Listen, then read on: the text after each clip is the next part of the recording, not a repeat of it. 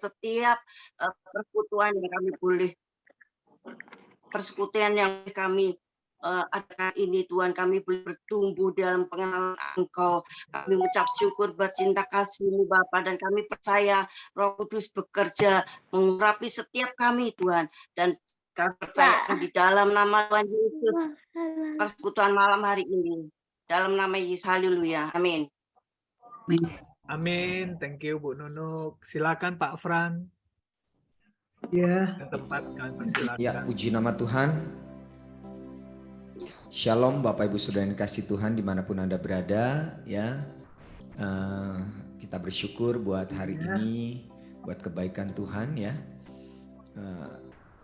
Kita bisa kembali bersama-sama beribadah di PD Heset ini ya. Ya, selama pujian penyembahan dan firman Tuhan, silakan di-mute masing-masing ya. Bisa di-mute dulu, bisa nanti supaya bisa mendengarkan suara audionya lebih jelas ya, puji Tuhan. Kita mau datang di hadapan Tuhan. Kita mau memuji, menyembah Dia. Kita mau nyatakan cinta kita sama Tuhan malam hari ini. Mungkin sudah cukup lama Anda nggak sampaikan ini kepada Tuhan. Untuk berkata, Tuhan Yesus, aku cinta Engkau.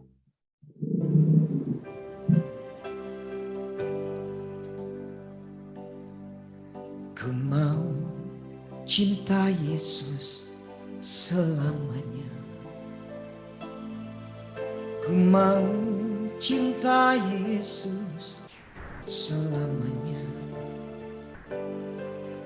Meskipun badai silih berganti dalam hidupku, ku tetap cinta Yesus selamanya. Ku mau cinta Yesus selamanya. Ku mau cinta Yesus selamanya.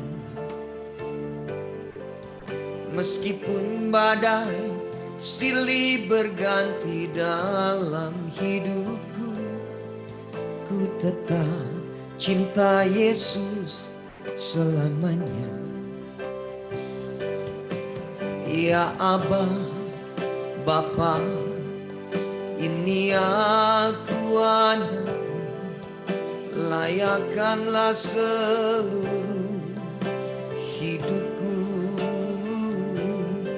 Ya Aba, Bapa, ini aku anak, pakailah sesuai dengan rencanamu. Ya Aba, Bapa, ini aku anak, layakkanlah seluruh hidupku. Ya Aba, Bapa, ini aku anak, pakailah sesuai dengan rencanamu.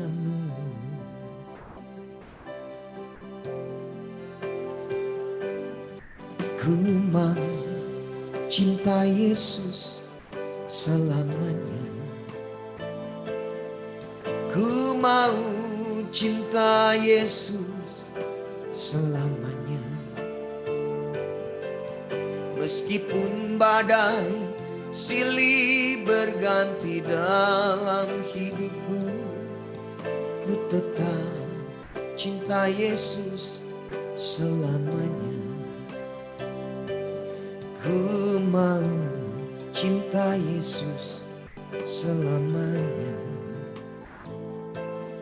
Ku mau cinta Yesus selamanya. Meskipun badai silih berganti dalam hidupku, ku tetap cinta Yesus selamanya. Ya Aba, Bapa, ini aku anak, layakkanlah seluruh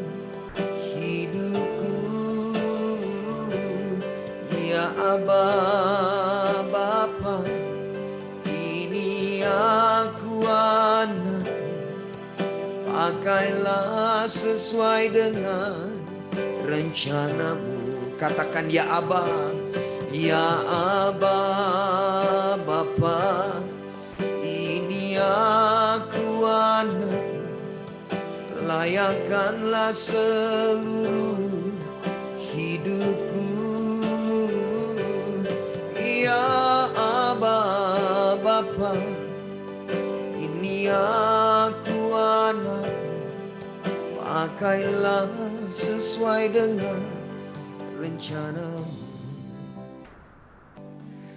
Ya Aba Bapa, ini aku anakmu, layakkanlah seluruh hidupku. Ya Aba Bapa, ini aku anak, pakailah sesuai dengan rencanamu. Mari masing-masing kita angkat tangan kanan kita di hadapan Tuhan dan taruh tangan kiri kita di dada kita masing-masing. Ya Aba Bapa, ini aku anakmu, layakkanlah seluruh hidupku. Ya Aba Bapa, ini aku anakmu, pakailah sesuai dengan rencanamu. Pakailah sesuai dengan rencanamu. Pakailah sesuai dengan rencanamu.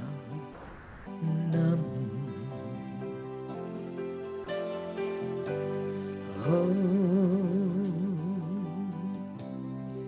ini kami Tuhan, ini kami Tuhan, mengasihimu Tuhan, dengan segenap hatiku, dengan segenap jiwaku, ku mau memujimu Tuhan,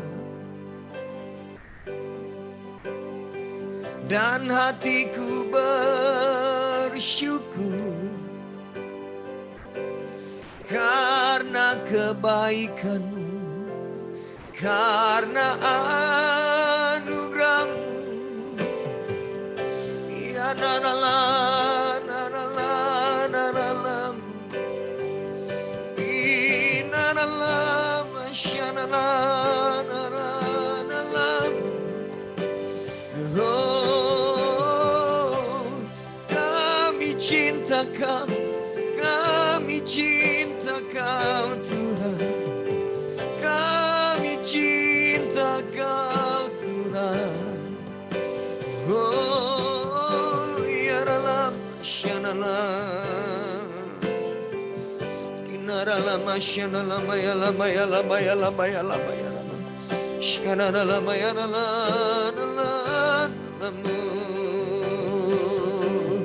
Mari nyatakan cintamu kepada Tuhan.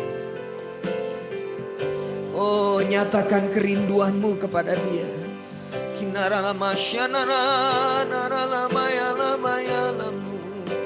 Haleluya.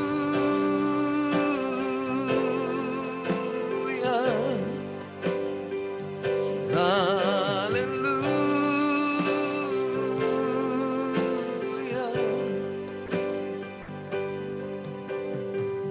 Syanarala mayala.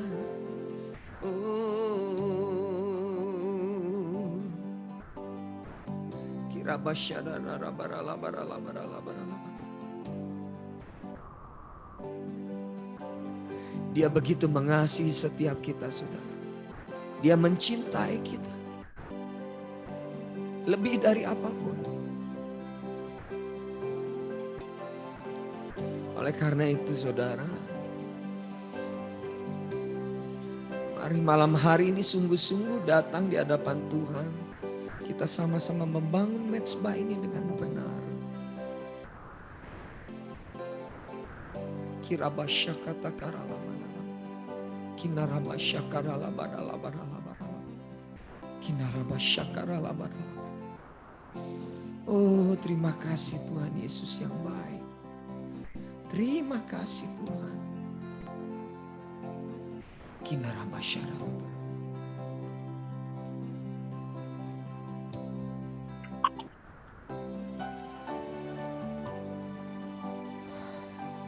Mungkin hari-hari ini menjadi masa-masa yang sulit dalam hidupmu. Sepertinya tidak ada dasar untuk berharap. Namun tetaplah berharap kepada Tuhan. Tetaplah percaya kepada Dia. Dia yang selalu temani kita, saudara. Dan Dia yang selalu berkata, aku sayang kepadamu. Di saat ku lalui masa-masa yang sulit, sepertinya tidak ada harapan. Namun Yesus datang, Yesus menemaniku, berkata, sayang padaku. Yesus di depanku, Yesus di sampingku, Yesus di dalamku, Yesus menjagaku dalam kecewaku, dalam air mataku. Yesus di dalamku, Yesus menghibur hatiku.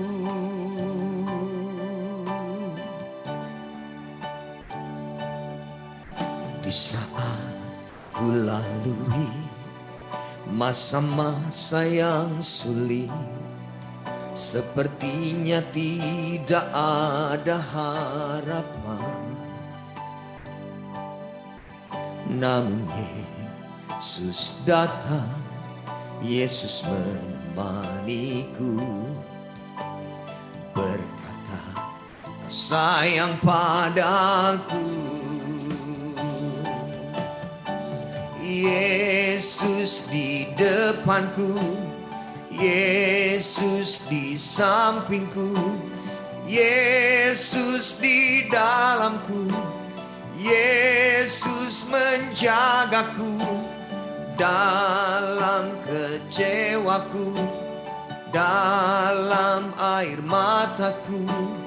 Yesus di dalamku, Yesus menghibur hatiku. Yesus di depanku, Yesus di sampingku, Yesus di dalamku, Yesus menjagaku dalam kecewaku, dalam air mataku. Yesus di dalamku, Yesus menghibur hatiku. Kalau Tuhan Yesus ada di depan kita, kalau Tuhan Yesus ada di samping kita, bahkan Tuhan Yesus ada di dalam kita, apa yang perlu kita takutkan, saudara? Apa yang perlu kita khawatirkan?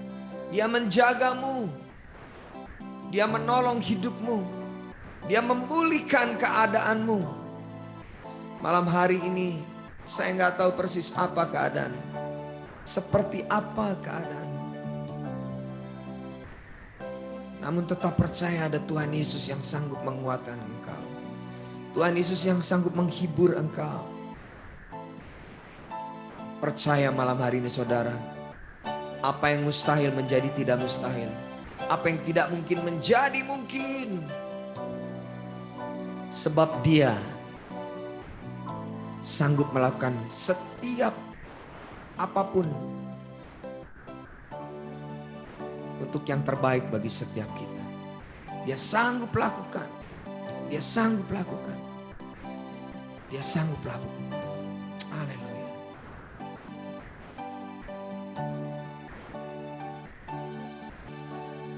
Yesus di depanku, Yesus di sampingku, Yesus di dalamku, Yesus menjagaku dalam kecewaku, dalam air mataku.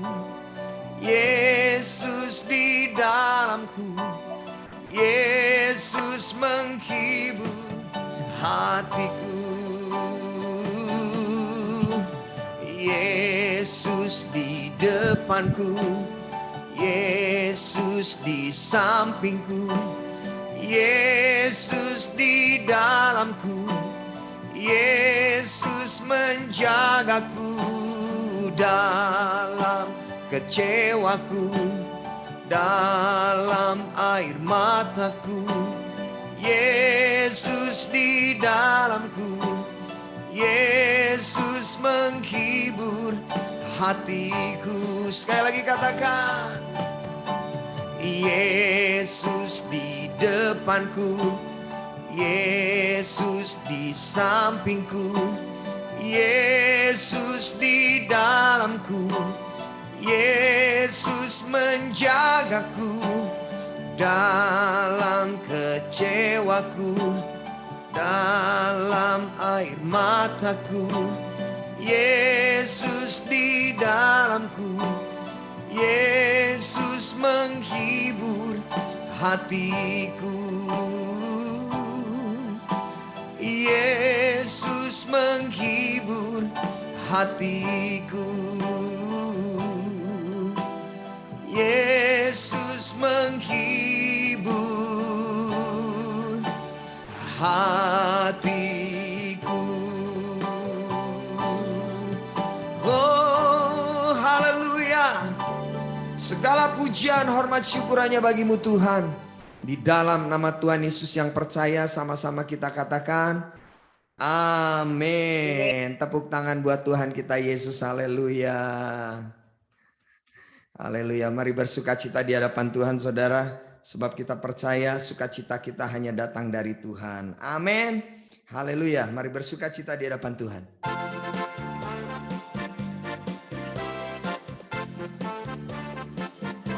Hanya dekat Allah saja aku tenang. Semua tepuk tangan di hadapan Tuhan. Daripada nyala keselamatanku,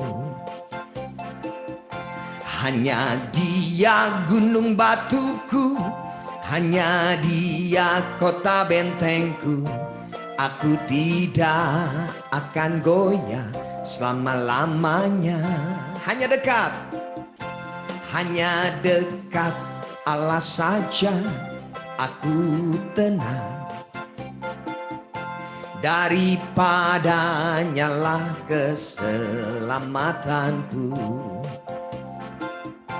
hanya Dia gunung batuku, hanya Dia kota bentengku. Aku tidak akan goyah selama-lamanya. Sekali lagi, hanya dekat Allah saja aku tenang. Daripada nyala keselamatanku, hanya Dia gunung batuku, hanya Dia kota bentengku. Aku tidak akan goyah selama-lamanya. Tiada ku ragu lagi untuk mengikut-Mu Yesus. Tiada ku ragu lagi untuk melayani-Mu. Walau banyak rintangan dan badai pun menerjang, Tiada ku ragu lagi untuk selamanya.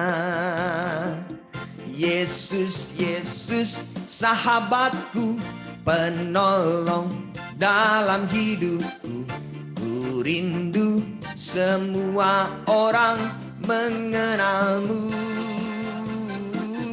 Engkau jalan kebenaran dan memberi hidup yang kekal bagi setiap orang yang percaya padamu.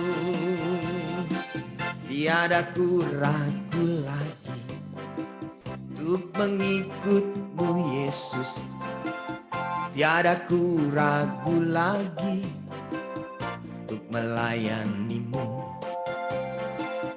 Walau banyak rintangan dan badai pun menerjang, tiada ku ragu lagi untuk selamanya. Ayo sama-sama katakan, Yesus, Yesus, sahabatku, penolong dalam hidupku. Ku rindu semua orang mengenalmu. Engkau jalan kebenaran dan memberi hidup yang kekal bagi setiap orang yang percaya padamu.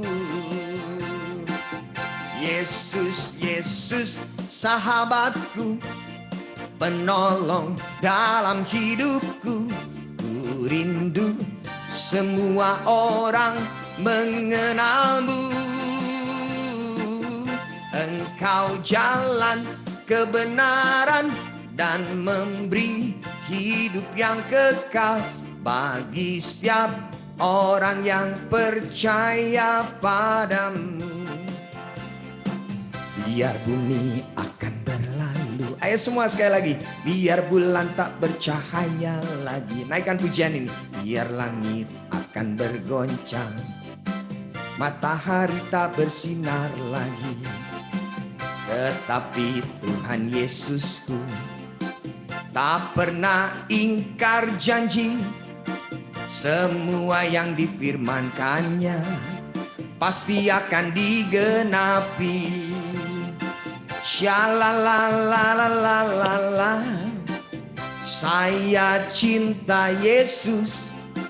Shalalalalala, Yesus cinta saya.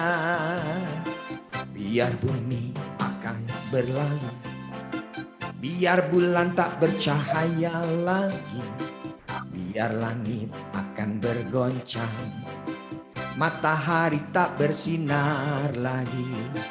Tetapi Tuhan Yesusku tak pernah ingkar janji.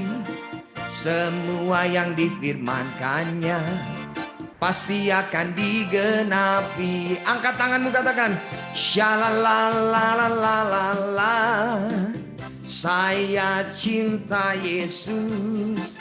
Shalalalalala, Yesus cinta saya. Shalalalalala, saya cinta Yesus. Shalalalalala, Yesus cinta saya. Sekali lagi katakan, shalalalalala, saya cinta Yesus. Shalalalalala, Yesus cinta saya. Yesus cinta saya. Yesus cinta saya. Yeay, tepuk tangan buat Tuhan Yesus kita yang luar biasa. Haleluya. Puji nama Tuhan. Baik, saya kembalikan ke host terlebih dahulu. Tuhan Yesus memberkati. Wow, Pak Fran, luar biasa Pak Fran. Kita semua memuji Tuhan dengan luar biasa hari malam ini. Teman-teman, kita juga hari ini juga akan ditemenin dengan satu kesaksian, diberkati satu kesaksian oleh Pak Heri Haryanto Waktunya 10 menit Pak Heri, waktu dan tempat kami persilakan. Dan saya juga mau umumkan ya, kita habis kesaksian itu ada kuis, kita selalu ada 2 kuis. Jadi teman-teman bersiap-siap untuk menyimak, tetapi entar aturannya adalah harus raise hand dulu ya Pak Heri ya, benar ya Pak Heri peraturannya ya. Betul. Oke, Nanti oke. osnya yang nunjuk ya Pak Edi, biar nanti nggak tumpang tindih. Iya, jadi begitu host nunjuk, begitu raise hand, hostnya panggil namanya, baru boleh jawab. Jadi supaya jawabannya dipegang terus, jangan sampai ketahuan yang lain. Oke? Oke, waktu dan tempat Pak Heri untuk kesaksiannya 10 menit. Waktu dan Oke. tempat kami persilakan Pak. Oke. Shalom semuanya, selamat malam. Puji Tuhan. Shalom, Saya selamat sangat malam. amat bersyukur kepada ya. Salam kenal, saya Heri dari Jakarta. Saya kawan dari Ibu Wahyu. Saya bersyukur oleh karena kebaikan Tuhan, saya malam hari ini bisa bersama-sama dengan saudara-saudara di PD Keset ini. Ya, saya berterima kasih juga untuk kesempatan yang diberikan pada malam hari ini. Saya merasakan bahwa hidup saya ini hidup yang karena kasih karunia Tuhan. Kenapa? Seharusnya saya ini nggak layak. Saya ini hanya seorang sampah masyarakat yang nggak pernah mungkin bisa jadi orang baik atau orang benar, nggak mungkin pernah bisa. Ya, 37 tahun saya hidup dalam keterikatan narkoba. Ya, 37 tahun. Saya bersyukur melalui proses yang Tuhan izinkan, yaitu saya pada umur 37 tahun, saya harus masuk ke dalam penjara, saudara. Masuk ke dalam penjara, lalu nggak lama-lama Tuhan hukum saya. Saya divonis 14 tahun 6 bulan. 14 tahun 6 bulan lalu, oleh kemurahan Tuhan juga, saya bisa bebas 8 tahun 6 bulan. Jadi dapat potongan diskon 6 tahun dari Tuhan. Yang saya mau ceritakan adalah, saya nggak pernah menyangka proses itu begitu luar biasa, kasih Tuhan itu luar biasa, menolong saya. Ketika saya di dalam, saya bilang, Tuhan, hidup saya udah hancur, saya nggak tahu harus jadi apa. Gitu. Saya sendiri aja udah angkat tangan buat hidup saya nggak mungkin bisa benar. Gitu. Tetapi ketika saya menyerahkan hidup saya sepenuhnya kepada Tuhan secara total, Tuhan itu memulihkan saya. Itu yang saya sungguh kagum akan Tuhan gitu loh. Kagum, kenapa kagum? Bukan karena apa-apa, tetapi Tuhan itu mengubah hidup saya benar-benar dari keinginan-keinginan saya yang lama, yang begitu rusak, yang nggak ada yang benar, jahat mulu, berbuat dosa terus. Tapi sedikit demi sedikit Tuhan bisa ubahkan gitu loh. Tuhan begitu mengasihi saya. Saya bilang ketika saya menyerahkan hidup saya sama Tuhan, Tuhan, saya merasakan kasih-Mu Tuhan, hanya Tuhan doang. Nggak ada satu orang pun yang besuk saya, nggak ada orang pun yang ini sama saya, nggak ada. Cuman Tuhan satu-satunya. Saya sungguh-sungguh berserah gitu kepada Tuhan ya. Akhirnya singkat cerita, saudara,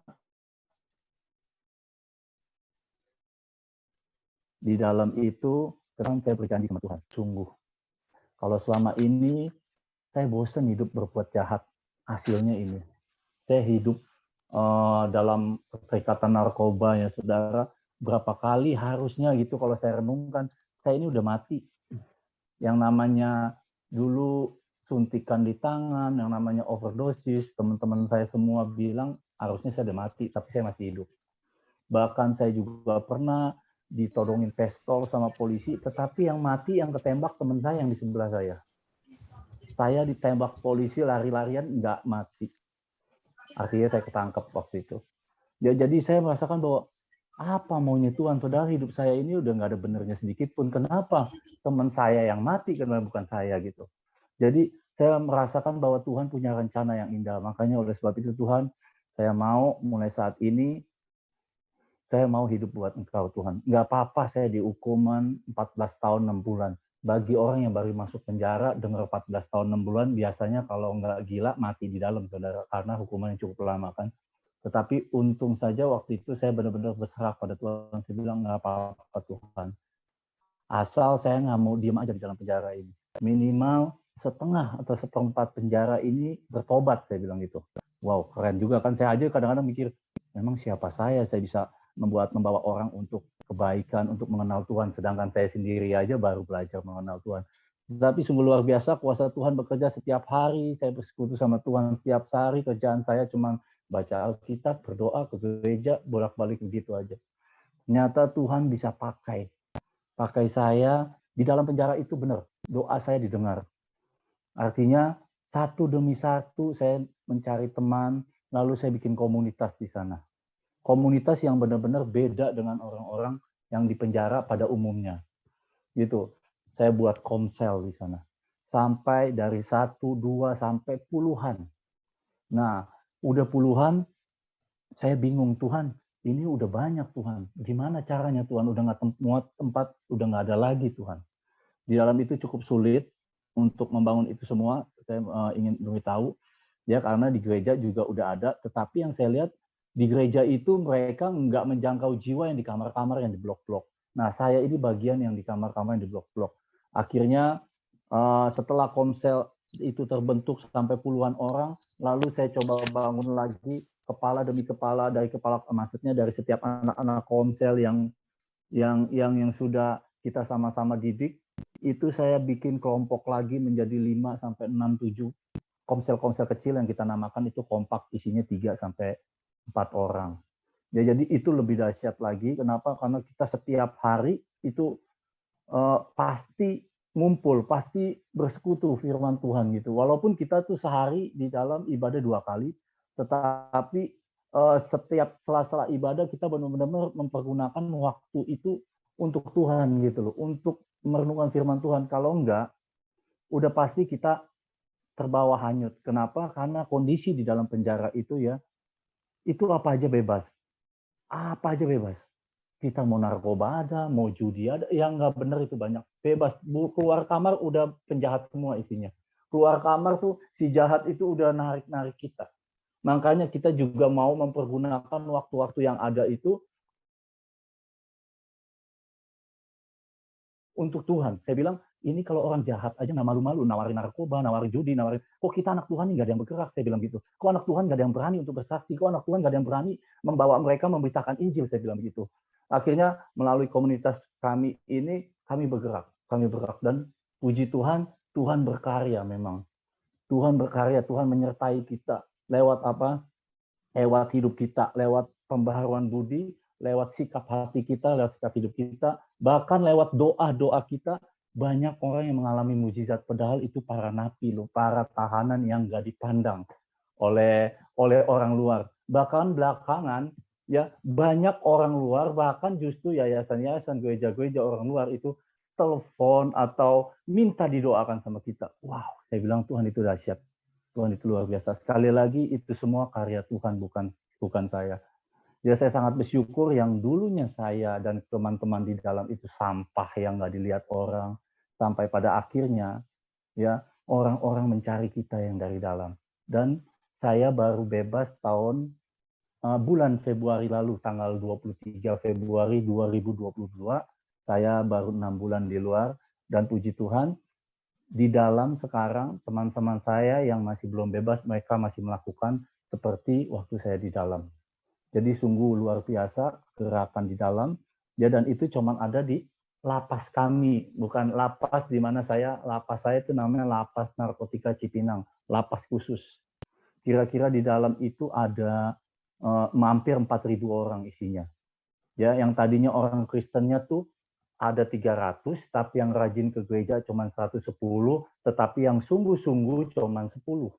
Coba kebayang, dari 3.000 lebih orang Kristennya cuma 300, yang rajin ke gereja 120 paling banyak, tetapi yang sungguh-sungguh cuma 10, bahkan kurang dari 10. Kita mulai dari bilangan kecil itu.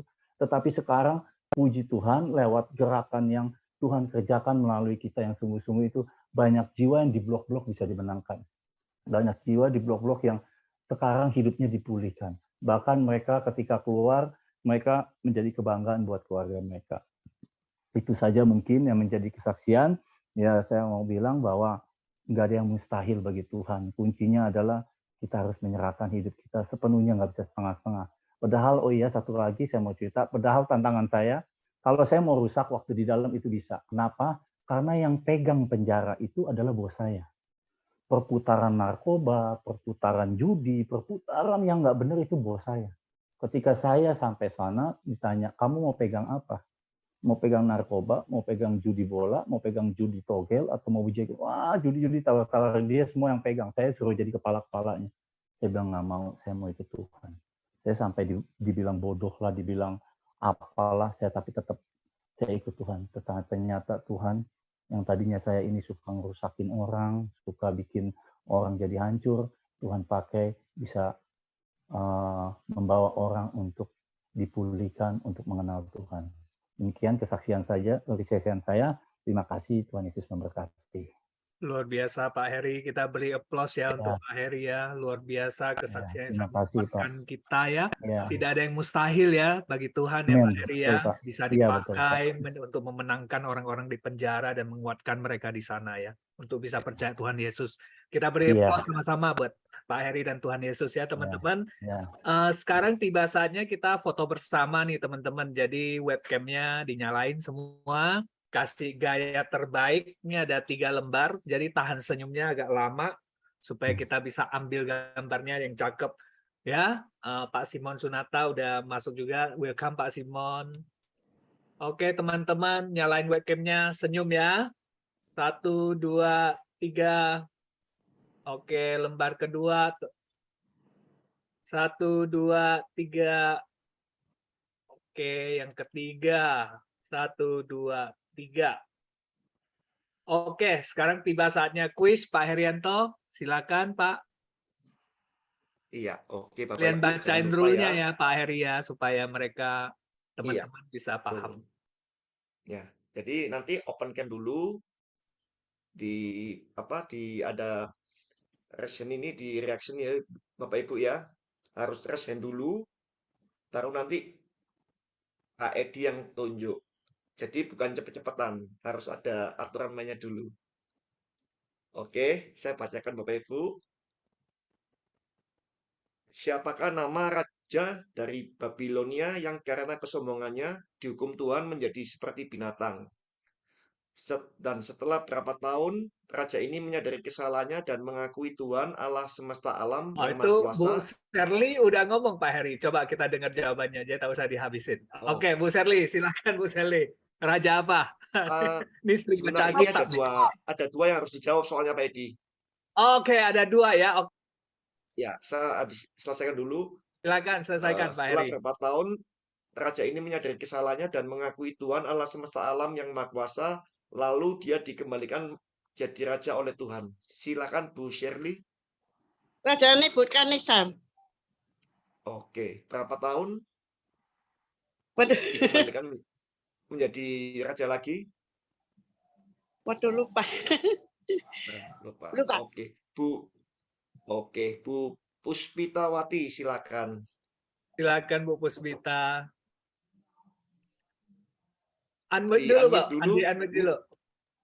Ya. Di-unmute dulu. Suaranya dibuka dulu biar semua bisa dengar. Ya, silakan Bu. Menjadi raja berapa tahun? 7 tahun kan ya? Betul. Iya. 7 tahun loh. Oke, benar ya Pak Heri ya. Oke, Bu Puspita, ntar tulis nomor handphonenya di kolom chat ya, biar panitia bisa hubungin Bu Puspita. Oke, thank you teman-teman. Kita seru ya kalau ada kuis gitu, semangat semua teman-teman ya. Sekarang kita undang Pak Frans lagi Pak untuk lagu masuk ke firman Tuhan. Entar yang doa firman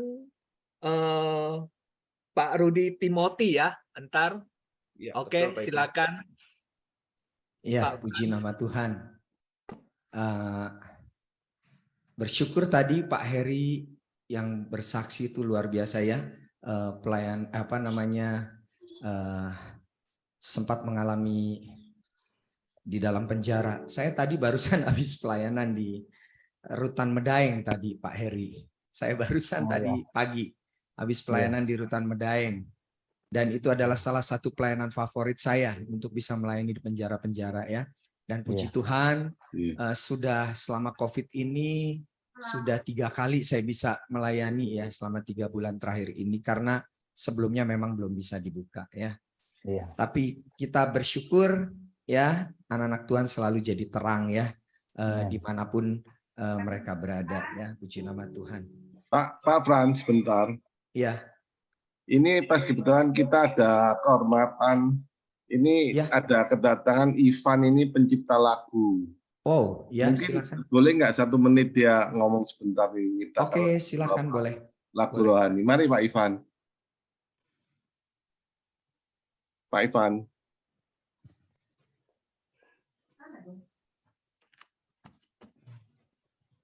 Pak Ivan. Signalnya hilang mungkin. Shalom Pak Ivan. Masih ada dia di sini? Ivan. Oh ada harusnya. Shalom Pak Ivan. Oke lanjut aja, enggak apa-apa. Oke, baik. Ya, semoga nanti saya diciptain lagu biar saya yang nyanyikan ya. Puji Tuhan, haleluya. Ya. Memang dari sekian pelayanan saya dari tahun 2007 berarti 15 tahun yang belum adalah saya belum punya album. Album rohani saya belum punya. Kalau album foto banyak ya. Kalau album rohani belum punya. Karena memang Tuhan belum izinkan. Haleluya. Kita naikkan pujian ini untuk masuk dalam firman Tuhan. Ingat Tuhan itu setia, belas kasih Tuhan tak pernah berubah.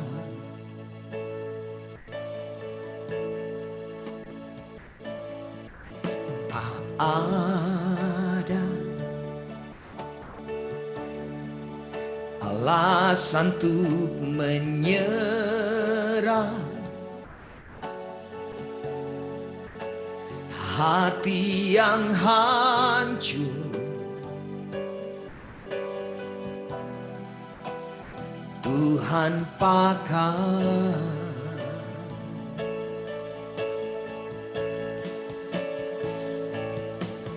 Berikan ku hati seperti Hana yang bertahan di dalam air mata. Tuhan ingat, Tuhan angkat, belas kasih Tuhan nyata. Berikan ku hati seperti Daud yang remuk hati di hadapan Tuhan. Tuhan lihat, Tuhan angkat, belas kasih Tuhan. Oh, berikan ku hati seperti Hana yang bertahan di dalam air mata. Tuhan ingat, Tuhan angkat, belas kasih Tuhan nyata. Berikan ku hati seperti Daud yang remuk hati di hadapan Tuhan. Tuhan lihat, Tuhan angkat. Katakan Tuhan lihat, Tuhan lihat, Tuhan angkat, Tuhan lihat, Tuhan angkat, belas kasih Tuhan besar bagi kita. Oh, haleluya. Berikan tepuk tangan yang terbaik buat Tuhan Yesus yang selalu memberikan belas kasihan-Nya bagi kita. Segala pujian, hormat, syukur hanya bagimu Tuhan. Di dalam nama Tuhan Yesus, haleluya. Amin. Puji nama Tuhan. Thank you Pak Fran. Nih Brother Ivan udah ada? Bisa kesaksian 2 menit. Shalom semuanya, ya perkenalkan saya Ivan. Maaf izin off cam karena posisi lowbat ya. Baik, kesaksiannya bisa jelas dengar suara saya. Baik, saya memang bukan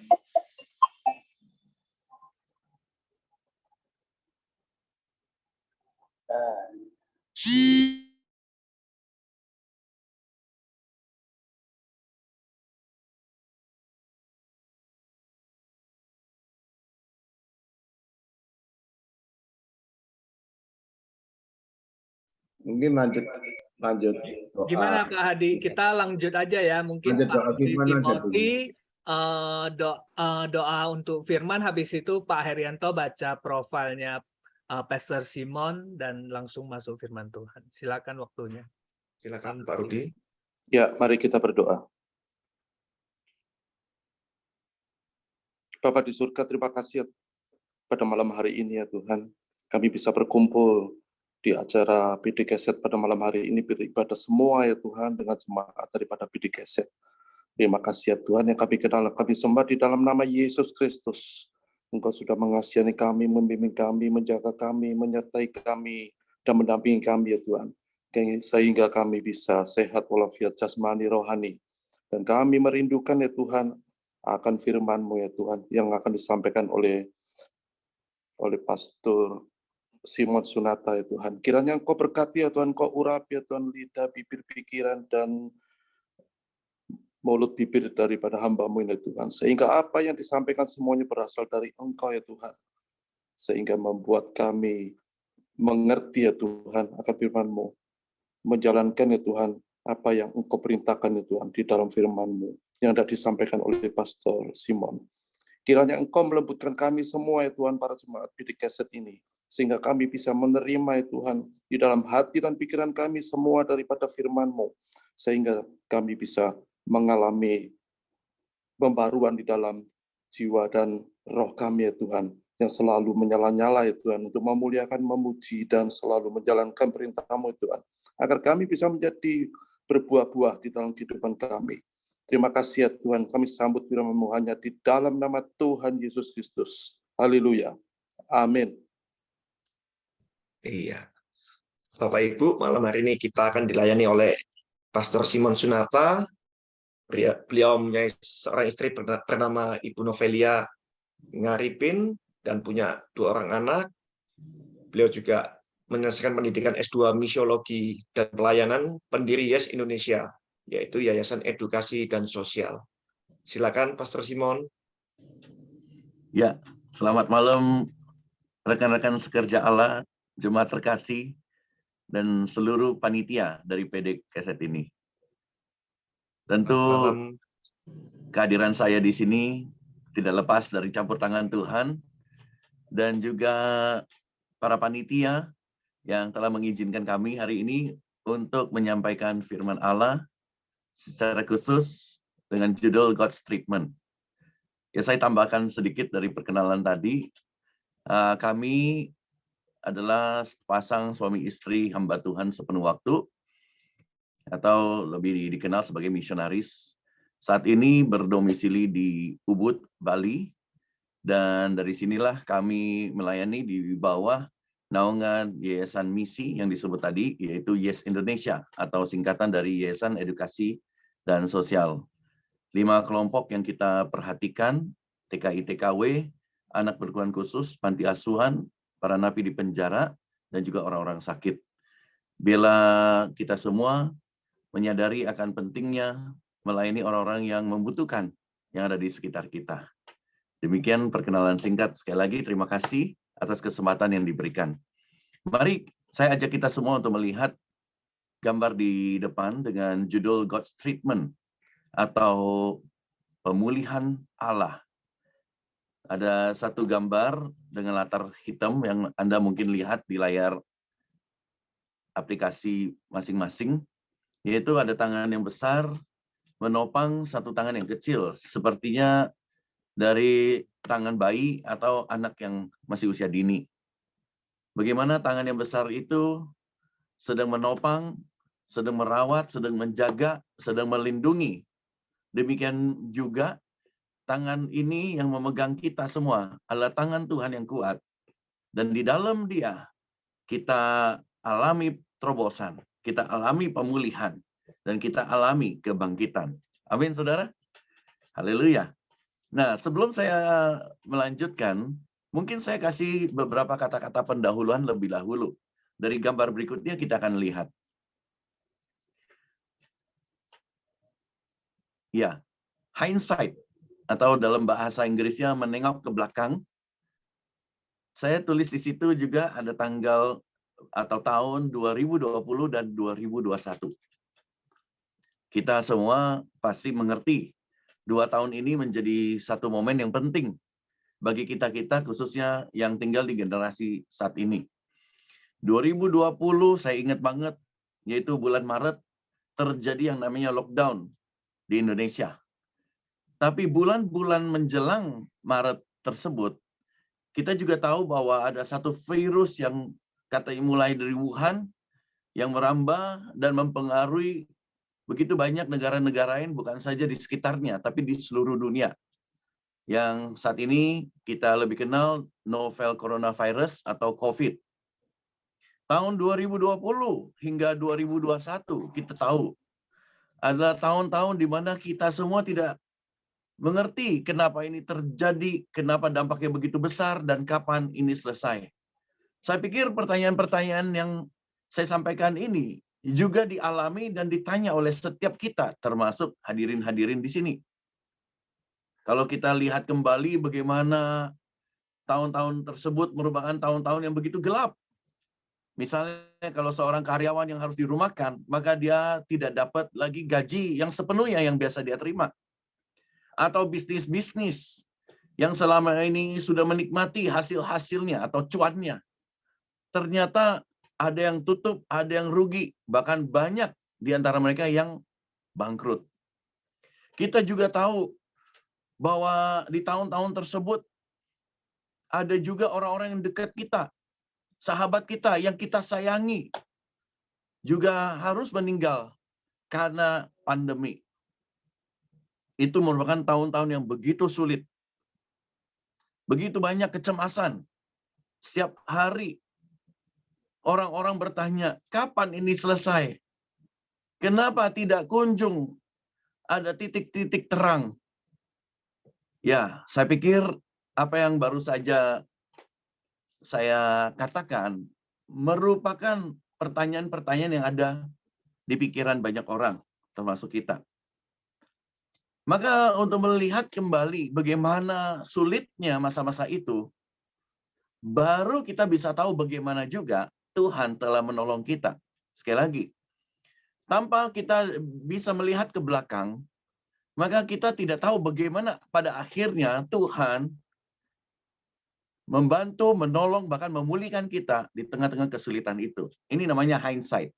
Hindsight itu artinya ketika kita mandang ke belakang, kita baru tahu di tengah-tengah begitu banyak kecemasan, ternyata ada secercah harapan, ada pertolongan, ada mujizat, dan ada pemulihan. Jadi bicara soal hindsight ini atau merefleksikan masa-masa yang lalu, saya kasih slide yang berikutnya. Ya, silakan diganti slide-nya. Jadi kesan atau pemikiran seperti ini juga pernah terjadi dan dialami oleh yang namanya Nabi Samuel serta orang-orang Israel yang dia pimpin sebagai nabi. Orang-orang Israel dulu musuh buyutannya itu yang namanya Filistin selalu memberi kecemasan. Kalau ayat ini muncul di 1 Samuel 7, maka kita baca 1 Samuel 5, 6, dan seterusnya. Kita tahu bahwa Filistin ini menjadi satu ancaman besar. Orang-orang Israel itu begitu ketakutan. Tapi apa yang terjadi? Dari ayat yang saya pilih ini, disebut begini, bahwa Samuel mengambil sebuah batu, dan dinamai batu itu Ebenezer, yang katanya, sampai di sini Tuhan telah menolong kita. Thus far the Lord has helped us. Apa sih yang membuat Samuel melakukan hal itu? Ternyata baca punya baca, orang-orang Israel itu dengan penuh ketakutan menghadapi musuh yang sementara semakin hari semakin mendekat. Sehingga mereka berseru. Tapi di tengah-tengah ketakutan itu, muncul satu pemikiran bahwa jangan-jangan kenapa kita takut? Karena selama ini kita telah berdosa melawan Allah. Kita telah mengangkat banyak ilah-ilah yang menggantikan tempatnya Tuhan. Kita telah menajiskan diri dengan berbagai kegiatan yang jijik di mata Allah. Nah, pada saat itu Nabi Samuel itu memperingati mereka. Mereka berlutut, mengoyakkan pakaiannya, dan berdoa memohon ampun atas tindakan-tindakan mereka yang tidak menyenangkan hati Allah. Apa yang terjadi? Filistin itu mulai mendekat. Mereka sudah mengancam. Tapi ternyata di detik-detik terakhir, ada suara gemuruh yang begitu besar. Bong! Ya, saya nggak tahu ya seperti apa suaranya, tapi kira-kira begitu ya. Suaranya begitu kuat. Oh! Sampai akhirnya firman Allah berkata, semua musuh-musuh Allah itu lari jauh daripada orang-orang Israel. Kejadian seperti ini atau yang serupa itu pernah terjadi, bukan? Di saat Yosua menghadapi Yeriko. Tidak ada jalan lain. Mereka bukan mengangkat pedang, tidak membawa pisau, tapi justru ketika sangkakala itu ditiup, suaranya dapat meruntuhkan tembok-tembok Yeriko. Jadi di sini kita bisa lihat bagaimana Allah ingin kita menghadapi tantangan-tantangan itu bukan dengan cara kita, tapi dengan caranya Tuhan. Saudara-saudara kekasih Tuhan, Nabi Samuel berkata, sampai di sini Tuhan telah menolong. Batu ini menjadi sebuah peringatan bahwa bukan dengan kekuatan dan gagah manusia, bukan dengan hebatnya alat-alat perang, tapi hanya dengan caranya. Itu datang mohon ampun, berlutut, menangisi dosa-dosa kita, berseru kepada Allah, maka Allah dengan caranya akan menolong kita. Jadi konteks kisah ini mengawali kita masuk di dalam yang namanya God's treatment atau pemulihan Allah. Karena kalau kita lihat ke belakang, sama seperti Nabi Samuel, ketika dia melihat bagaimana Allah campur tangan menghadapi musuh-musuhnya Israel, maka sekali lagi, sampai di sini Tuhan telah menolong. So this is how God help us. This is how God has protected us. And this is how God has saved us. Jadi kembali lagi bicara soal pemulihan Allah, saya ingin kita mengingat kembali bagaimana 2020, 2021 itu dihadapi dengan begitu banyak tantangan. Tapi pada akhirnya Tuhan sekali lagi telah menolong kita. Nah, apa yang saya akan lakukan saat ini adalah mengingatkan kembali akan beberapa kisah-kisah di Alkitab.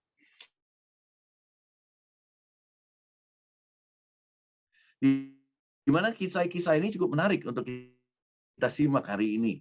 Mari kita coba lihat kisah yang pertama.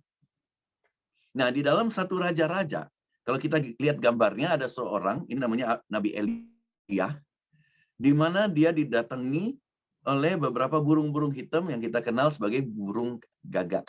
Nah, apa yang terjadi? Izinkan saya bacakan. Satu raja-raja, ayat pasal yang ke-17, demikian firman Allah. Datang firman Tuhan kepada Elia. Pergi dari sini, berjalan ke timur, dan sembunyi di tepi sungai Kerit, di sebelah timur sungai Yordan. Engkau dapat minum dari sungai itu, dan burung-burung gagak telah kuperintahkan untuk memberi makan engkau di sana. Lalu pergilah Elia dan melakukan seperti apa yang firman Tuhan katakan. Dia pergi diam di tepi sungai Kerit di sebelah timur sungai Yordan. Pada waktu pagi dan petang, burung-burung gagak membawa roti dan daging kepadanya, dan ia minum dari sungai itu. Tetapi sesudah beberapa waktu, sungai itu menjadi kering, sebab hujan tiada turun di negeri itu. Jadi Alkisah, suatu ketika, Tuhan itu akan menghukum satu daerah. Dan Tuhan jelas ya kan akan menghukum kenapa daerah itu penuh dengan persembahan kepada ilah-ilah. Apa yang terjadi? Elia harus berdiri di antara semua kejahatan itu, bahkan memperingati raja bahwa akan terjadi kelaparan dan kesulitan di sini. Wah, luar biasa. Setelah itu dia disingkirkan Allah untuk pergi ke suatu tempat yang namanya Sungai Kerit. Ya, mirip-mirip sama isolasi mandiri ya.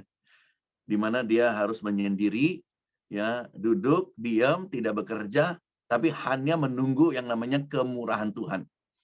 Kemurahan Tuhan, firman Allah katakan apa? Datang dengan dua cara. Yaitu ada sungai yang akan mengalir untukmu, tapi juga akan ada burung gagak yang akan membawa makanan-makanan. Ini menarik nih, saudara-saudara. Kenapa? Karena bicara soal burung gagak, kalau kita lihat di kitab Kejadian, burung gagak itu burung yang tidak bisa diandalkan. Kenapa? Karena masih ingat nggak ketika Nuh itu sudah diombang-ambingkan di atas air bah, ya di dalam kapal besar. Apa yang terjadi? Suatu ketika dia izinkan satu burung keluar. Siapa tahu burung itu bisa tahu kapan waktunya dia harus buka pintu dan mendarat. Burung gagak itu terbang tapi tidak kembali lagi. Jadi sebenarnya kalau kita melihat dari ayat firman Tuhan ini, burung gagak itu ya memang nggak bisa diandalkan. Kalau kita tahu secara ilmiah ya burung gagak itu memang dia seekor scavenger atau suka makan makanan sisa-sisa. Jadi burung gagak ini sulit diandalkan dan juga apa? Dan juga di burung gagak itu pasti hanya mikir diri sendiri. Tapi di sini dikatakan bahwa Tuhan telah perintahkan burung gagak itu diterbangkan, dikirim untuk membawa makanan kepada Elia. Jadi bicara soal pemulihan dan penjagaan Tuhan, kita bisa lihat di sini ada sesuatu yang di luar kebiasaan dan tidak bisa dipikirkan, yaitu Nabi Elia itu dicukupkan dengan cara yang tidak lazim. Sekali lagi, cara yang tidak lazim. Memang kalau kita benar-benar menghayati, ini menjadi satu mujizat yang diizinkan Tuhan. Siapa Elia? Elia adalah seorang nabi. Tapi dikatakan di sini dia disuruh Tuhan bersembunyi.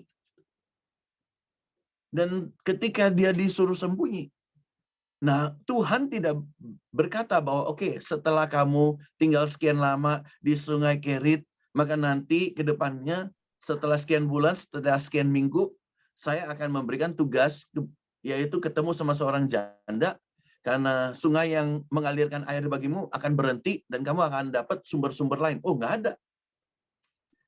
Jadi, di dalam kisah Elia ini, kita tahu bahwa kadang-kadang Tuhan itu minta kita taat, padahal kita nggak tahu langkah-langkah berikutnya harus bagaimana. Saya rasa ini mirip juga dengan keadaan kita semua yang baru saja melalui yang namanya fase-fase pandemi terakhir-terakhir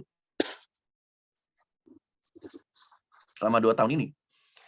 Tuhan perintahkan sesuatu kepada Elia, tapi perintah itu tidak lengkap. Dia hanya dikasih tahu kamu akan datang ke Sungai Kerit, kamu akan dicukupkan makanan dan minumanmu, udah titik. Belum ada tugas tanggung jawab lain setelah itu. Yang diperlukan dari Elia adalah ketaatan. Karena ketaatan akan melahirkan, akan membawa dia untuk mengenal firman Tuhan, keputusan Tuhan, dan perintah-perintah Tuhan yang berikutnya. Oke, setelah kita lihat dan simak kisahnya Elia, coba kita lihat kisah berikutnya siapa? Ya, kita minta next slide bisa ditayangkan.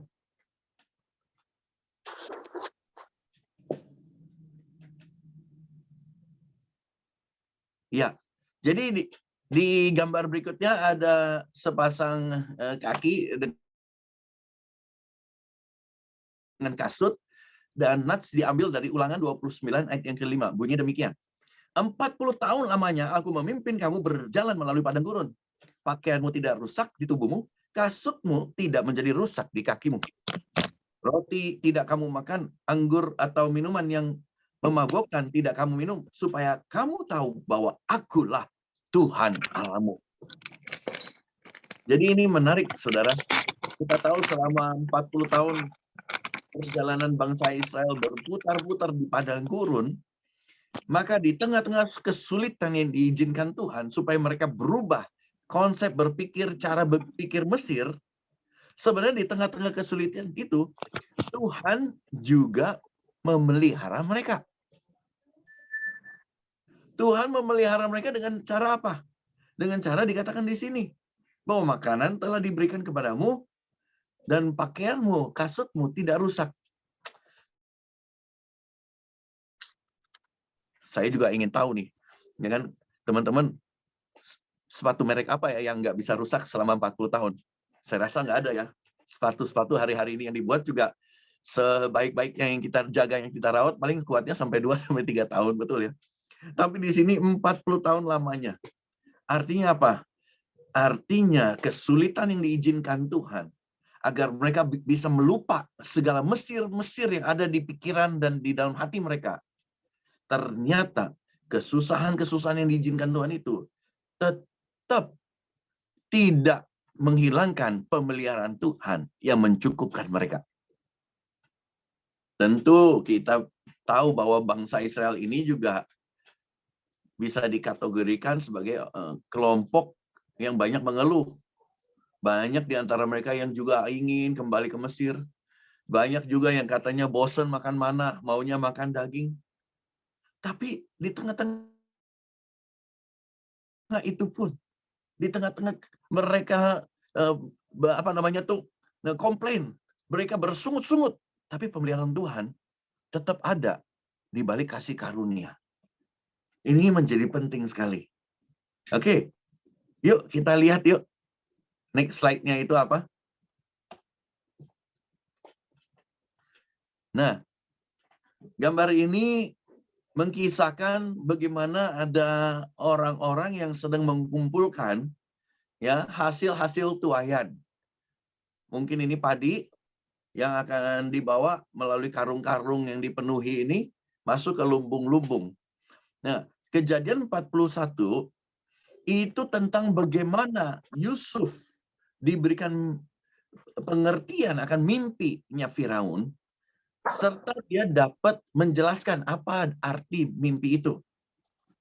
Maka ini katanya, ketahuilah Tuhanku, akan datang 7 tahun kelimpahan, namun akan datang juga 7 tahun kelaparan kemudian. Sehingga semua yang dikumpulkan selama 7 tahun itu akan mampu membawa bangsa Mesir untuk keluar dari kekeringan yang amat besar. Jadi kita lihat bagaimana kecerdasan, kemampuan untuk membaca dan memberi pengertian kepada Firaun dan mimpinya itu justru menolong seluruh bangsa, bahkan orang-orang Israel di dalamnya. Kenapa?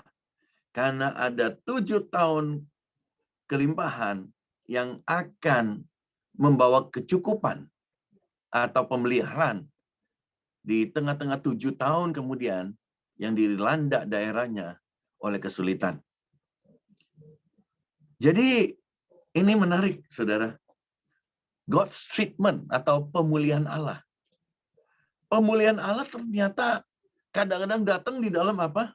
di dalam orang-orang yang rajin, yang siap sedia, yang juga pintar, cerdas, berhikmat untuk mengelola, agar dia juga bisa nabung, dan bukan saja tabungan ini untuk dirinya sendiri, tapi justru untuk membantu orang lain di masa-masa yang sulit.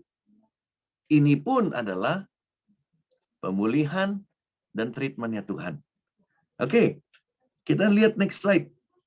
Masih ada 2 kisah yang menarik lagi yang kita akan ambil dari Alkitab, sehingga kita nanti akan tarik benang merah di antara kisah-kisah ini. Kejadian 26, mungkin banyak di antara kita juga sudah tahu tentang kisahnya Ishak. Bagaimana dari gambar ini, ada hamba-hambanya yang sedang membangun sebuah sumur.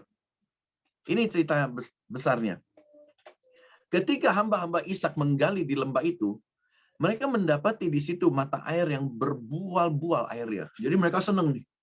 Air mata itu terus keluar, melambangkan pemeliharaan, melambangkan kecukupan, melambangkan kehidupan buat dirinya, kelompoknya, dan juga tentu ternak-ternaknya. Tapi apa yang terjadi? Ternyata bertengkarlah para gembala Gerar, ya, yang ada di sekitar mereka, yang iri mungkin. Sehingga mereka berkata begini, air ini kepunyaan kami.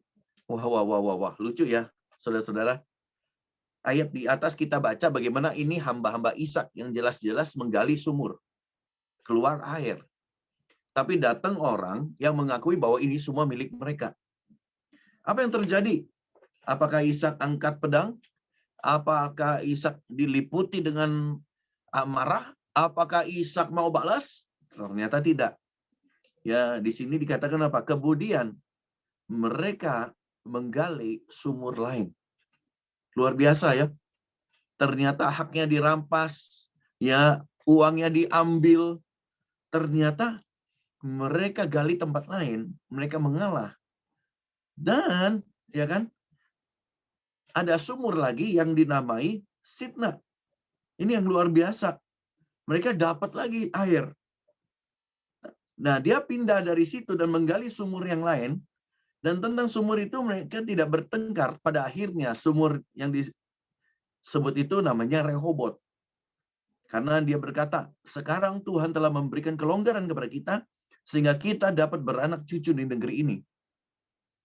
Ini luar biasa, saudara, pemeliharaan Tuhan di sini. Ada musuh yang mengancam, ada orang-orang jahat yang merampas haknya, tapi dia nggak lawan. Tapi justru dia berkata, ayo mari, kita coba gali sumur lain. Dan ternyata pemeliharaan Tuhan ada dan mengikuti mereka. Yuk kita lihat gambar yang terakhir. Ini diangkat dari Perjanjian Baru. Tepatnya Yohanes pasal 6. Kita tahu semalaman, malam sudah mau tiba. Dan ada murid Tuhan yang datang berkata, nggak mungkin kita punya roti yang cukup untuk memberi makan semua orang.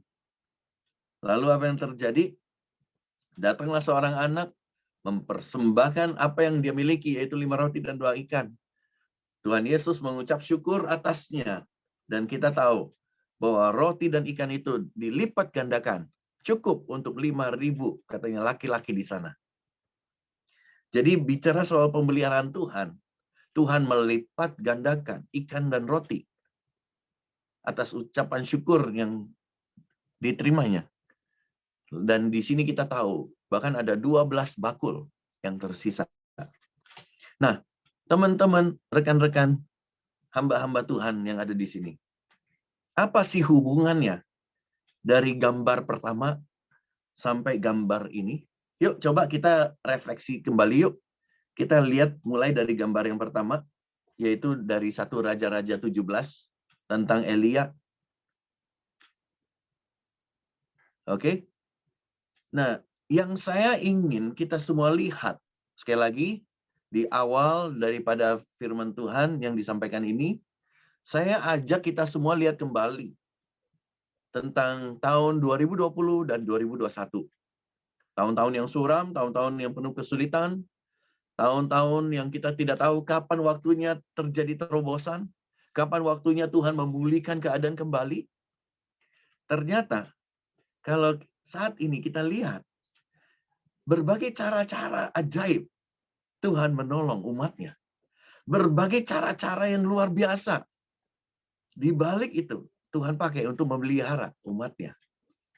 Yang pertama, 1 Raja-Raja 17 ini.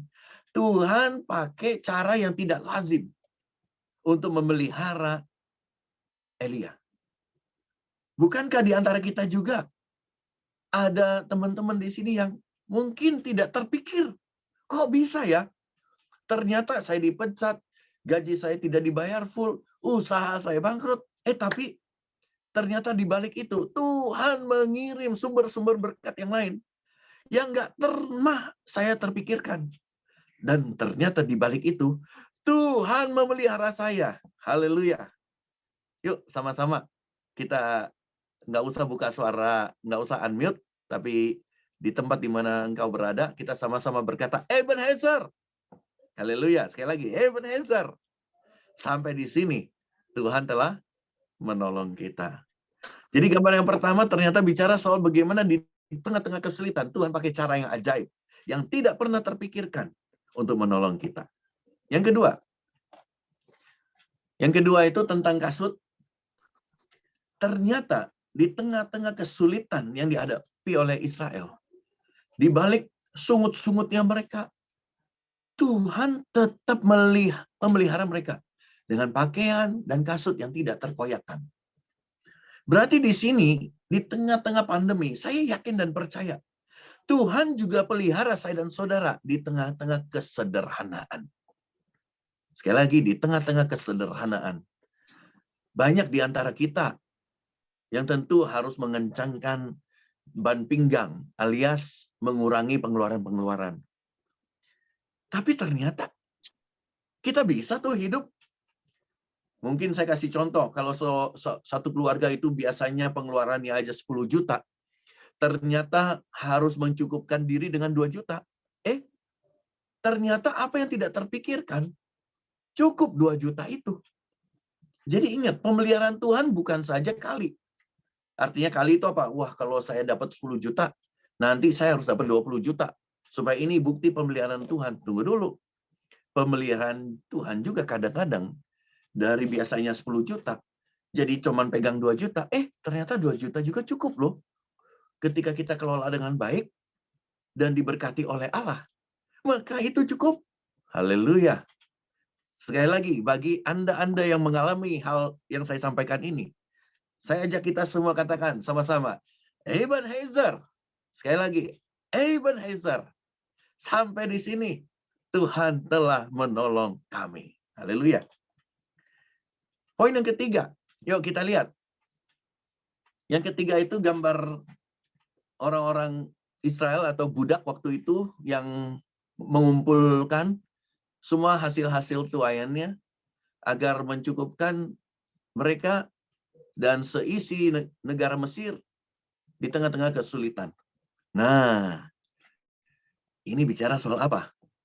Ternyata kalau kita lihat bagaimana Yusuf mendapatkan mimpi, dan mimpi itu Yusuf mendengar mimpi Firaun, dan Tuhan memberikan kecerdasan untuk mengartikan mimpi tersebut, serta dapat pemahaman untuk mengelola agar bisa dicukupkan untuk masa-masa yang sulit. Maka di sini saya meyakini bahwa Tuhan juga di tengah-tengah pandemi memberikan kecerdasan kemampuan untuk kita-kita di sini agar dapat mengelola dan melipat gandakan hasil-hasil tuaian kita untuk masa-masa yang sulit. Jadi kerja keras itu nggak salah.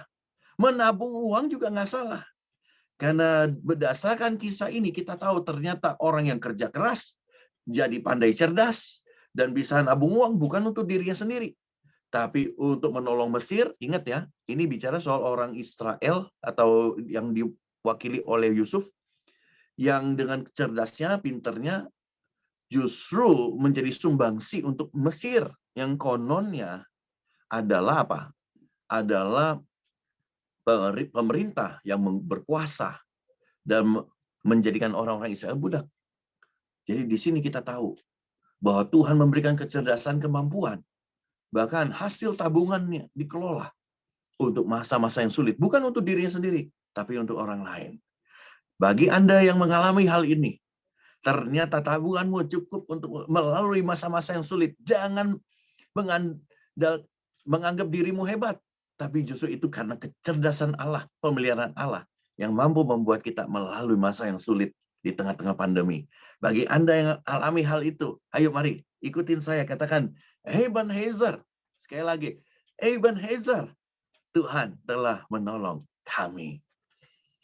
Yang berikutnya, Kejadian 26, kisah tentang sumur yang digali lalu diancam dan direbut oleh musuh-musuh. Saya punya kisah yang menarik, saudara. Ada seorang pebisnis, dia sangat konvensional. Kalau saya boleh katakan konvensional, tradisional. Di mana sektor usaha yang sama, yang serupa, ya orang-orang semua sudah beralih ke online. Ya, orang-orang sudah mulai jual di marketplace. Dia tetap masih konvensional. Jual itu dengan cara orang-orang datang ke toko dan dia kirim. Ya, dan dia kasih barangnya. Harusnya di tengah-tengah pandemi. Ya. Dengan begitu banyak orang-orang yang beli secara online dibanding datang onsite. Harusnya bisnis ini gagal, bukan? Harusnya bisnis ini kan berkurang omsetnya, bukan? Tapi ternyata dia bukan saja kehilangan, tapi justru ditambah-tambahkan berkat-berkatnya dari usaha ini. Nggak bisa orang habis pikir, lu nggak buka toko online? Enggak. Terus mengandalkan orang datang? Iya. Tapi selama pandemi, buktinya Tuhan mencukupkan. Jadi dari kisah ini ingin saya bawa kita untuk mengerti satu dimensi. Di mana ada begitu banyak ancaman, mungkin di balik bisnis kita atau di sekitar kita.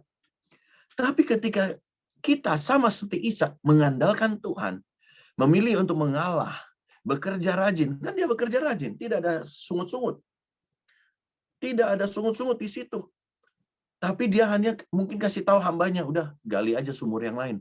Ternyata sumur yang lain itu juga menghasilkan.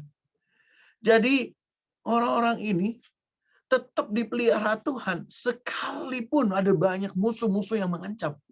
Nah, kalau Anda adalah orang-orang seperti itu, Anda takut Tuhan, Anda taat Tuhan, dan ternyata Anda dipelihara Tuhan, mari ikutin saya, katakan bersama-sama, Ebenezer. Ternyata begitu banyak ancaman tidak mengurangi berkat-berkat Tuhan yang datang. Sekali lagi, sama-sama. Ebenezer. Sampai di sini, Tuhan telah menolong kami. Ya, jelas. Kita lihat Yohanes pasal 6. Yohanes pasal 6 yang terakhir. Kisah ini mana benang merahnya di tengah-tengah pandemi. Nah, kenapa saya urutkan ya Yohanes pasal 6 ini di paling terakhir dan bukan di awal? Bukan karena ini perjanjian baru dan yang lain kisah tadi perjanjian lama. Bukan, saudara. Tapi kadang-kadang di tengah-tengah pandemi, yang kita harap dari Tuhan adalah, Tuhan, saya punya sedikit nih, tolong dong ditambah-tambahkan. Sama seperti bagaimana Tuhan membantu orang-orang Israel yang kelaparan waktu itu. Dengan ikan dan roti apa adanya, Tuhan melipat gandakan. Tuhan bisa nggak? Ya bisa banget. Karena ternyata di kisah Yohanes 6, dengan 5 roti dan 2 ikan cukup untuk 5.000 orang, bukan? Bisa Tuhan kali-kalikan berkat-berkat yang ada pada kita. Bisa banget. Tapi ingat, kisah-kisah sebelumnya, bahwa Tuhan juga tetap bisa memelihara kita dengan cara yang tidak lazim. Tuhan bisa pelihara kita di tengah-tengah kesederhanaan.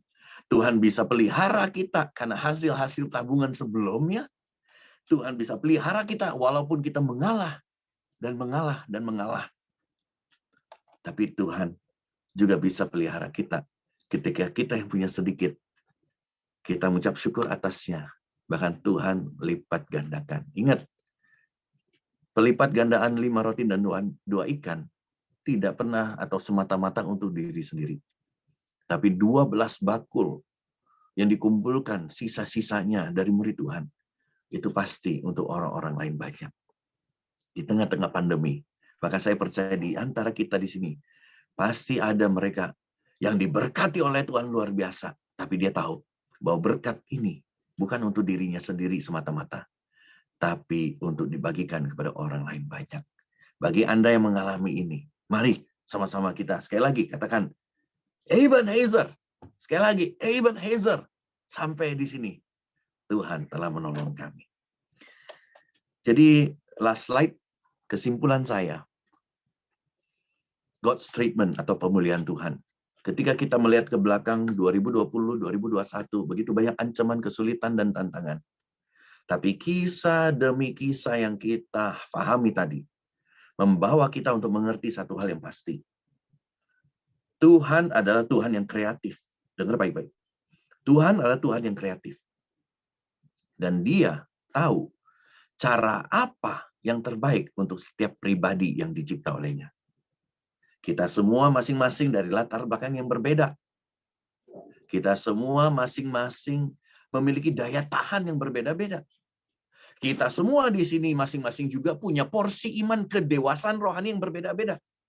Tapi satu hal yang pasti, Tuhan akan pakai cara yang berbeda-beda sesuai dengan apa yang terbaik untuk saya dan saudara melalui hari-hari yang sulit 2 tahun sebelum ini, untuk melalui pandemi, dan akhirnya muncul sebagai pemenang. Bahkan Alkitab katakan lebih dari pemenang.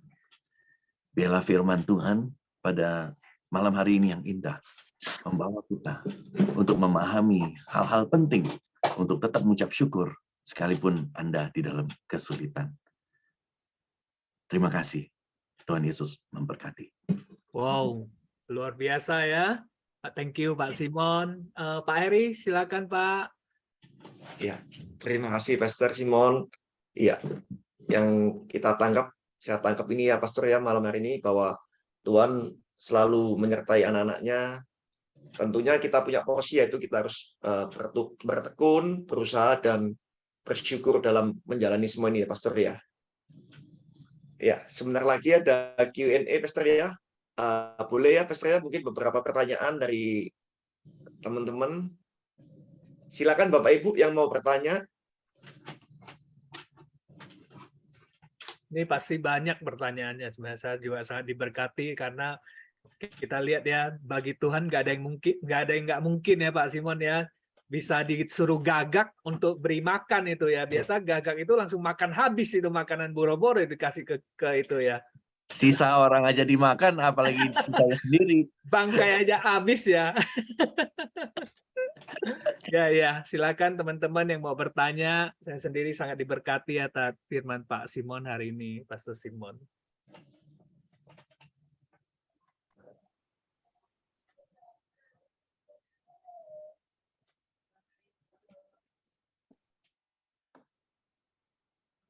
Iya. Kalau pertanyaannya muncul di chat, tolong dibacakan ya, soalnya saya nggak bisa baca pakai HP. Oke, boleh. Ntar saya bacain kalau ada chat yang muncul dari itu. Iya. Ini ada satu pertanyaan, Pastor, pertanyaan titipan dari teman, mungkin masih malu-malu. Iya, pertanyaannya adalah, seringkali kita menghadapi problem kehidupan yang pada saat itu kita sangat sulit untuk move on, atau kita lebih cenderung fokus ke masalahnya gitu, Pastor. Nah, apa kiat-kiat yang dapat membuat kita menjadi lebih positive thinking dan lebih tough gitu aja. Terima kasih. Terima kasih. Ini pertanyaan yang bagus. Siapapun yang bertanya, tentu ini mewakili kita semua. Saya rasa orang-orang yang merasa susah menghadapi kesulitan itu karena apa? Karena dia selalu ingin Tuhan memulihkan dia dengan cara yang dia mau, atau dia itu cemburu kalau Tuhan pakai cara yang ajaib menolong orang lain, dan dia harus melalui cara yang lain. Saya kasih contoh sederhana deh. Ya, karena firman Tuhan kan mengangkat beberapa tokoh-tokoh di Alkitab, jadi mohon maaf ya, tidak mengurangi rasa hormat saya kepada Elia, Nabi Elia. Kira-kira begini, Kalau Nabi Elia dikasih tahu Tuhan, udah, Elia, kamu duduk di sungai Kerit, tunggu air yang mengalirkan minummu, dan tunggu burung gagak yang datang. Elia bilang gini, aduh Tuhan, jangan dong Tuhan. Maunya saya itu ikan-ikan dan roti itu dilipat gandakan. Nah, kira-kira Elia, kira-kira bisa nggak begitu? Bisa kan? Susah hati nggak Elia? Susah hati. Susah hati. Kenapa? Karena dia selalu ingin Tuhan itu kalau bisa menolong dia dengan cara yang dia mau. Atau minimal sama seperti orang yang dia kagumi itu. Padahal Tuhan nggak mau. Tuhan proses dia sebagai seorang nabi. Dia bilang, enggak, kamu satu harus berdiam diri dan tunggu kasih karuniaku. Cukup untukmu. Lewat burung gagak, ya berarti kan harus merendahkan diri. Ya kan manusia nih, nabi nih, ya ampun nunggu burung dan datang antar makanan. Ini mungkin hina banget nih buat Nabi Elia. Jadi sekali lagi kesusahan yang dialami seseorang selama saya melayani sebagai hamba Tuhan, counseling banyak orang adalah apa? Orang itu suka menentukan Tuhan. Seolah-olah dia lebih pintar dari Tuhan. Tuhan kalau engkau mau pulihkan saya harus dengan cara seperti ini. Ya itu yang awali dengan itulah yang membuat kita susah hati. Terima kasih. Semoga menjawab. Pastor Terima Simon, kasih, Pastor Pastor. Billy mau tanya juga nih, boleh dong ya? Kau host nanya ya. Pastor Boleh, Simon, Pak Edi. ini saya tertarik dengan yang kejadian si hamba-hamba Ishak ini yang gali sumur ya. Jadi sampai mereka itu dikatakan dia gali sumur sampai dia nemukan yang dinamain sumur Rehobot dan akhirnya mereka tinggal di sana gitu ya. Untuk memiliki hati demikian dan kesabaran dan petunjuk Tuhan, gimana Pak Simon untuk dia bisa menentukan kayak gitu? Mungkin kalau kita kan mungkin satu sumur aja udah kita pertahanin gitu kan.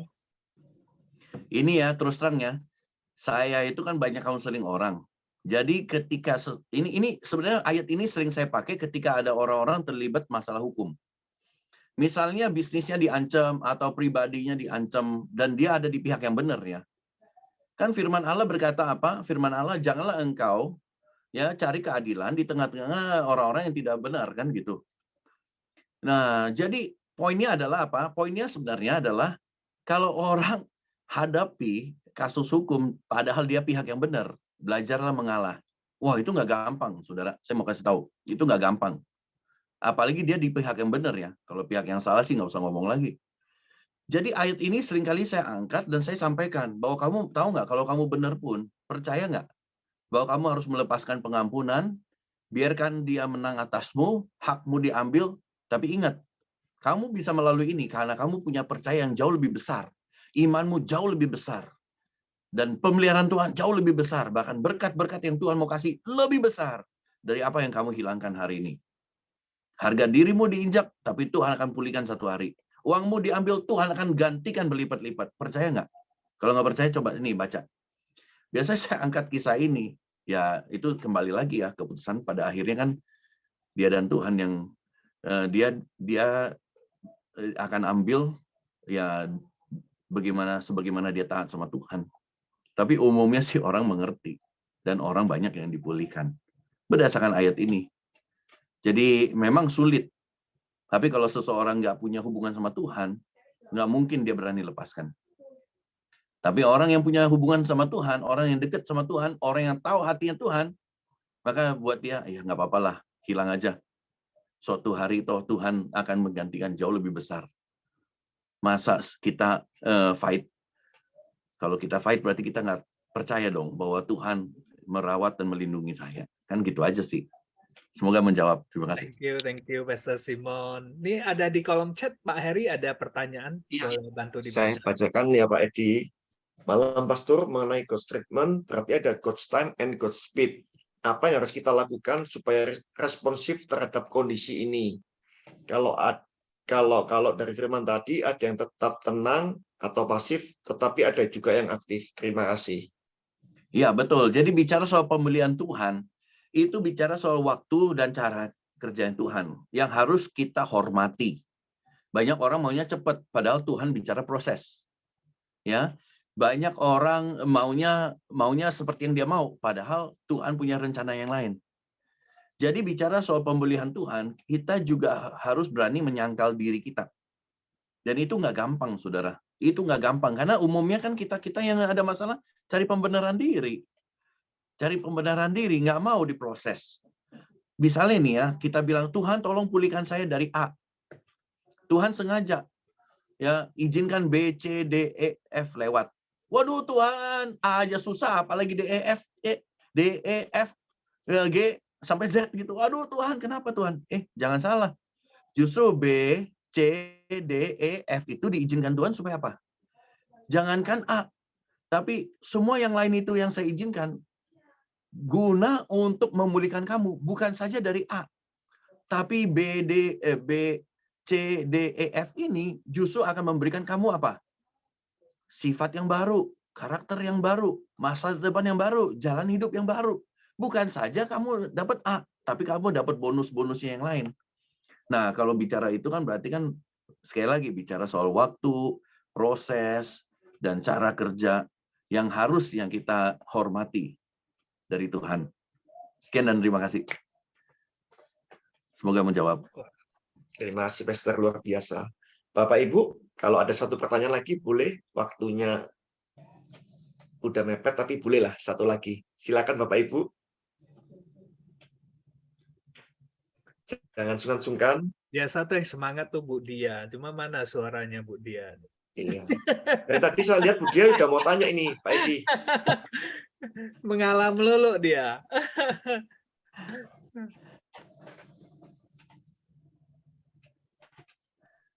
Ya, oke. Tidak ada pertanyaan lagi Bapak Ibu?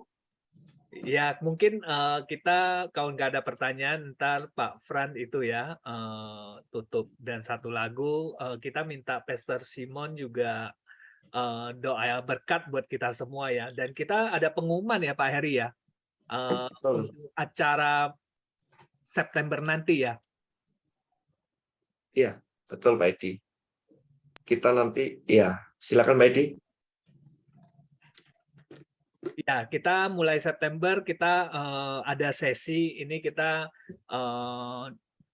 dilayani oleh Pastor Maimuna. Beliau ini adalah Hagai Institute ya. Kita berharap teman-teman bisa join ngikutin event ini. Kita bikin mungkin ada 4 seri. Jadi teman-teman kita bisa undang teman-teman yang lain. Mudah-mudahan keimanannya semakin kuat dan semakin paham tentang firman Tuhan. Itu aja pengumuman dari saya. Thank you. Ya, silakan Pak Fran. Ya, puji Tuhan. Baik. Kita akan mengakhiri ibadah kita pada malam hari ini. Ya. Namun sebelumnya kita naikkan satu pujian.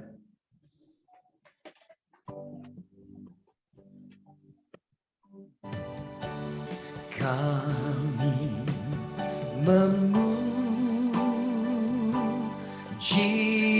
kebesaran-Mu, ajaib Tuhan, ajaib Tuhan. Kami memuji kebesaran-Mu, ajaib Tuhan, ajaib Tuhan.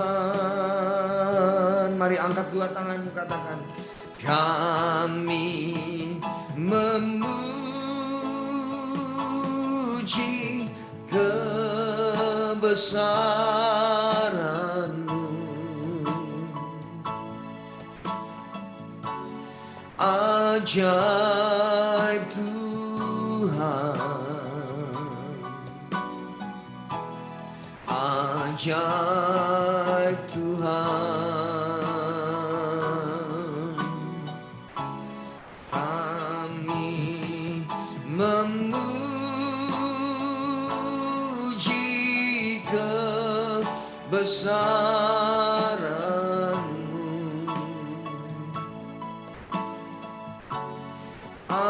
Ajaib Tuhan,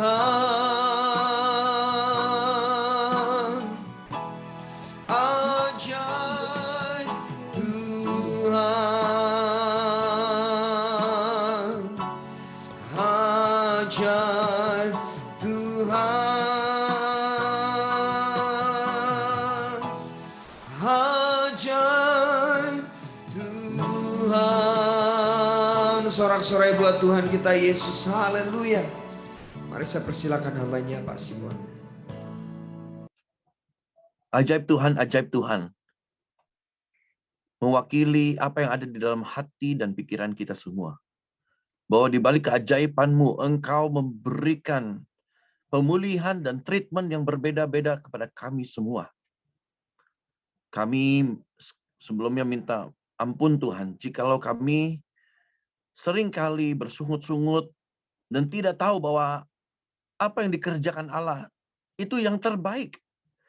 Karena melihat kembali bagaimana Allah bertindak beda kepada Elia, kepada Yusuf, kepada Ishak, bahkan kepada murid-murid-Mu. Maka Engkau juga tahu apa yang terbaik yang harus diberikan kepada kami untuk pemulihan total. Terima kasih Tuhan telah membawa kita keluar dari masa-masa pandemi yang mengancam.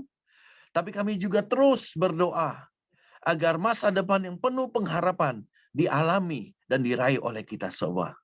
Oleh sebab itu, mari mengangkat tangan dan terima berkat Allah sebelum kami mengakhiri acara ini. Terimalah berkat rahmat Allah yang menghadap engkau dengan wajahnya serta memberikan engkau kasih karunia. Maka diberkatilah keluar masukmu, diberkatilah anak dan keturunanmu, diberkatilah usaha pekerjaanmu, terlebih lagi diberkatilah keluargamu. Karena begitu besar kasih Allah, engkau yang diberkati, maka engkau akan pergi dengan damai ke seluruh penjuru dunia, membawa berkat Allah yang sama kepada mereka yang belum mendengar dan mendapatkannya.